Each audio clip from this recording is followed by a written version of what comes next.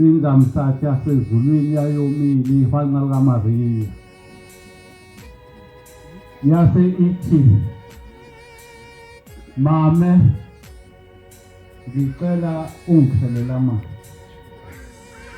ungiphuzise. Lo wesimame wabuka yena ukuthi cha, lona ungumJuda, asivelani nabaJuda.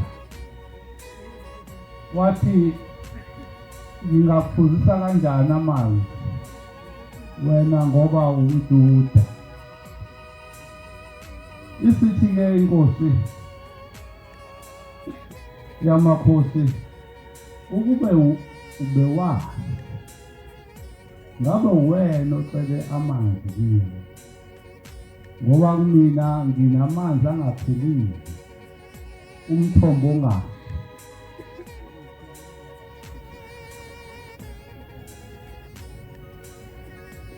Wavuleka amehlo kulomama, wambona ukuthi lo muntu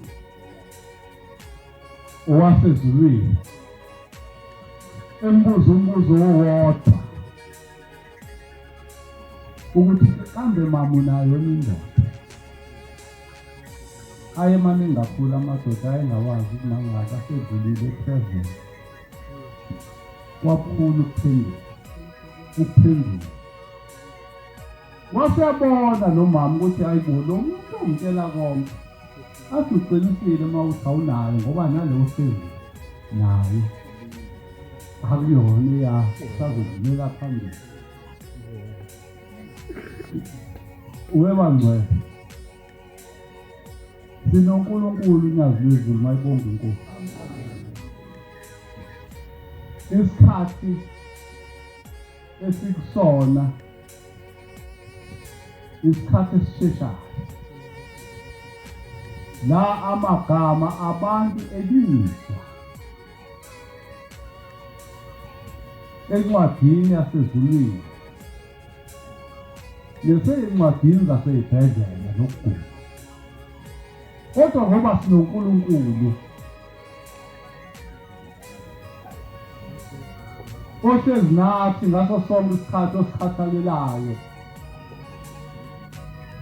njengoba kwenziwa le misebenzi nje le, hayi thina sinqena impilo bangcwele. Iy'nhliziyo zethu zikude noNkulunkulu, kodwa ngokwenza lolu thando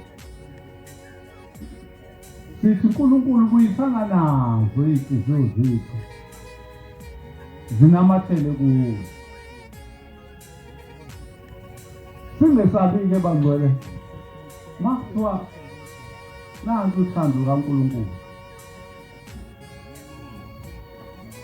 asonamathele. Lo nkosikazi wagijima washumayela yonke indawo ukuthi hayibo, nangu sefikile ongitshele konke. Basebeyamncenga-ke ababekhona, bashaya uthando. Emveni kwalokho bancenga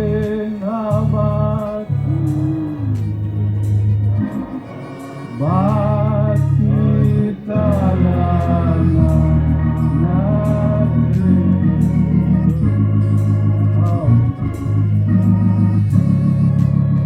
Bangcwele, sisazobuya, asambeni sofaka upetrol, sisazobuya bazofika nabanye ngoba batsheliwe.